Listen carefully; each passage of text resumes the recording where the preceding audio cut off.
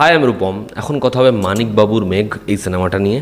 এই ছবিটা গতকাল সিনেমা হলে মুক্তি পেয়েছে। আমি এই ছবিটা প্রাইভেট স্ক্রিনিংয়ে দেখি। এই ছবিটা প্রেজেন্ট করেছে অনির্বাণ ভট্টাচার্য, ছবির পরিচালক অভিনন্দন ব্যানার্জি এবং ছবিটার প্রডিউসার বুদ্ধায়ন মুখার্জি, যিনি এর আগে 3 কাহন বানিয়েছেন। আপনারা অনেকেই দেখেছেন হয়তো, খুব ভালো ছবি। তো এই ছবিটা দেখার পরে আমি না একটা ঘোরেছিলাম, যেখান থেকে আমার সেই ছবিটার পয়েন্ট নোট করতে অনেকটা সময় লাগে। এবং আমার অঞ্জন দত্তের হরিপদ একজন সাদামাটা ছোটোখাটো লোক, সেই গানটার কথা ছবিটার সাথে মনে হয় যে খুব যায়। এই ছবিটাকে যদি আমাকে এক লাইনে ব্যাখ্যা করতে, তাহলে আমি গানটা দিয়ে বলবো। গানের যে একদম শেষের যে 3টে লাইন আছে, কেউ কোনো দিন তার খোঁজ করে নিকো, আর ছিল না কো কেউ তার কোনো খোঁজ করবার, কেউ করে নিকো কোনো শোক।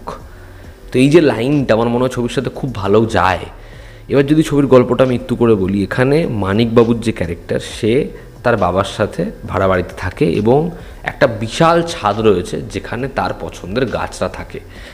এবার তার জীবনে একটা মেঘ আসছে, যেই মেঘটা তাকে ফলো করে বেড়ায়। এর থেকে বেশি জানতে হলে আপনাকে নিকটবর্তী সিনেমা হলে গিয়ে ছবিটা দেখতে হবে। ছবির পজিটিভ দিক, নেগেটিভ দিক, আমার কাছে এই ছবির জন্য অনেকগুলো পজিটিভ দিক রয়েছে। ছবির প্রথম যেটা পজিটিভ দিক, সেটা হচ্ছে এই ছবির ন্যারেটিভ।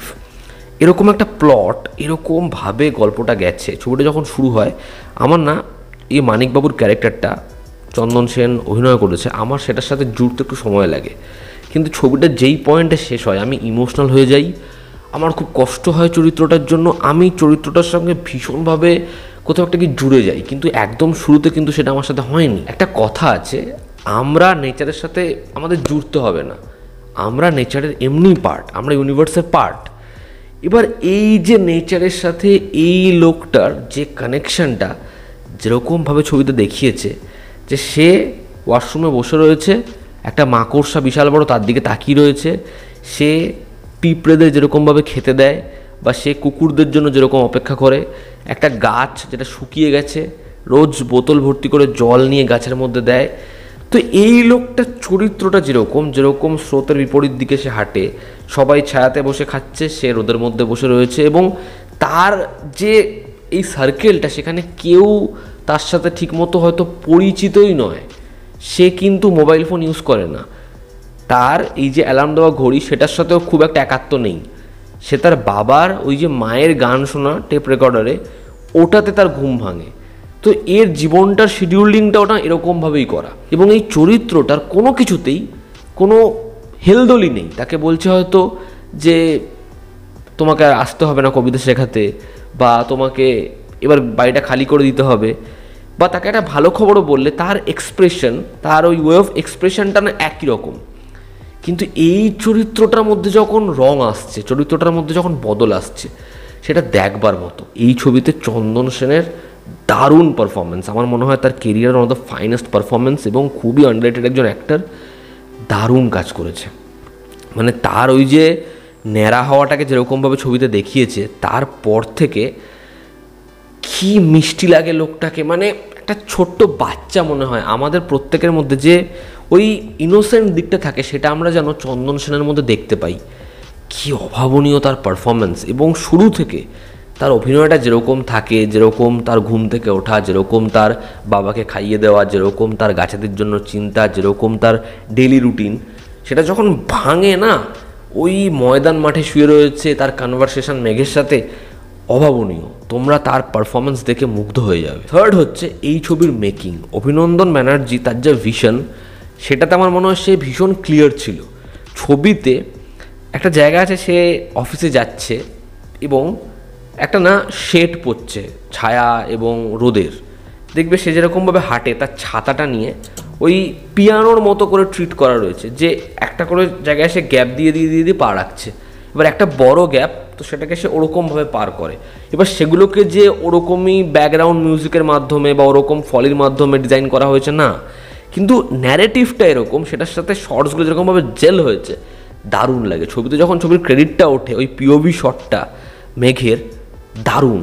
গোটা ছবিতে যে সিনেম্যাটিক অ্যাপ্রোচটা রয়েছে, সেটা খুব বিউটিফুল। ছবিতে রাতের দৃশ্যগুলো, সেখানে লেন্স ফ্লেয়ার পড়ছে, কি মিষ্টি লাগছে দেখতে। ছবিটা খুব আই সুদিং। ছবিটা দেখার সময় বারংবার মনোক্রম হওয়া সত্ত্বেও আমরা যেন ছবির শর্টসে, আমরা যেন ছবির এরকম একটা সিনেম্যাটিক অ্যাপ্রোচে হারিয়ে যাই। একটা অবসেশন তৈরি করতে পারে ছবির এরকম ভিজুয়ালস। ছবির মিউজিক এবং প্রোডাকশন কোয়ালিটি, এই ছবিটা যে বাজেটে যেরকমভাবে এই গল্পটা বলছে, সেখানে প্রত্যেকটা ক্যারেক্টার যেরকমভাবে আসছে সেটা এত মিষ্টি এবং সেটার সাথে ব্যাকগ্রাউন্ড স্কোর এরকমভাবে জেল হয়েছে যে সেটা একটা অদ্ভুত জোনেই যেন আমাদের নিয়ে যায়। আমরা 1.5 ঘন্টা একটা ট্রিপে থাকি, সেখান থেকে যখন বেরোই আমাদের কষ্ট হয়, কেন কষ্ট হচ্ছে আমরা জানি না, আমাদের ভালো লাগছে, মুহূর্তগুলো মনে পড়লে আমাদের মনে হয় যদি এরকম হতে পারতাম। এতটাই সুন্দর ছবির ইম্প্যাক্ট।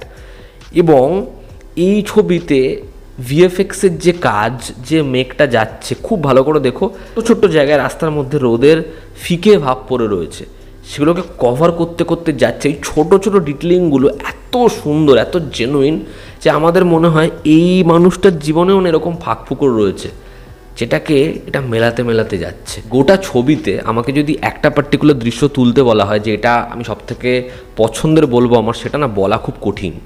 ছবিতে একটা শট রয়েছে যে বালতির মধ্যে ঘুড়ির রিফ্লেকশন পড়ে, ওটাকে পরবর্তী সময় যেরকমভাবে ও কানেকশন হিসেবে ব্যবহার করবে, ওই জায়গাটা জাস্ট ফ্যাব। যখন বৃষ্টিটা হবে এবং ওই চরিত্রটা ওরকম একটা এক্সপ্রেশন চেঞ্জ করবে, দারুণ। তো এই পরিচালককে, অভিনন্দনকে এরকমভাবে বুদ্ধায়ন বলি বা ছবির পুরো টিমের ট্রাস্ট করা, সেটা যেরকম একটা খুব দারুণ সাইন, একইভাবে পরিচালকের এরকম একটা স্টেটমেন্ট, এরকম একটা ভিশন, সেটাকে এত স্ট্রং, এত দারুণভাবে ডেলিভার করা, সেটাও অ্যাপ্রিসিয়েট করার মতো। তো আমার জন্য এটা ভীষণ ভালো একটা সিনেমা। আমি তোমাদেরকে বলবো তোমরা অবশ্যই মানিকবাবুর মেঘ ছবিটা দেখো, তোমাদের ভীষণ রকম ভালো লাগতে চলেছে। আমাকে যদি ছবির খারাপ দিক বলতে বলা হয়, আমার জন্য ছবিটার এমন কোনো দিক নেই যেটা আমার খুব খারাপ লেগেছে। আমার খালি মনে হয় ছবিতে এই ক্যারেক্টারের যে বিল্ড আপটা রয়েছে সেটা দেখতে খুব ভালো লাগছে। আমি বললামই সেটা খুবই ভালো। সেখানে যেরকম ধরনের চরিত্রটার ব্যাকড্রপটা ডিজাইন করা হয়েছে, ছোটো ছোটো ডিলিং দেওয়া হয়েছে, কিন্তু ছবিটার যে এরকম একটা ইমোশনাল ডেপথ আছে সেটা আমরা সেকেন্ড হাফে ভীষণ রকম ফিল করি। কিন্তু ছবির প্রথমার্ধে ছবির যে ইমোশনাল যে অ্যাসপেক্টটা রয়েছে সেটা আমার জন্য ওয়ার্ক করছিল না, আমি সেটার সাথে রিলেট করতে পারছিলাম না। এবং সেখানে কিন্তু অনেক ইনফরমেশান রয়েছে, অনেকক্ষণ ধরে জিনিসটা চলছে, সেটা আমার একটু স্লো পেস্টও মনে হয়, বাট পরবর্তী সময় আমার মাথায় এগুলো আসেই না। তো ওভারঅল মানিকবাবুর মেঘ এটা আমার মনে হয় তোমাদের দেখা উচিত। ছবিটা দেখো, আশা করছি খুব খুব ভালো লাগতে চলেছে তোমাদের। তো এই ছিল আজকের ভিডিওটা ভালো লেগে থাকলে লাইক করো, শেয়ার করো, সাবস্ক্রাইব করো। তোমরা যারা দেখেছো তোমাদের কেমন কি লেগেছে জানিও। জনতা আমাদের পাশে আছে। Love you all, stay bye, take care.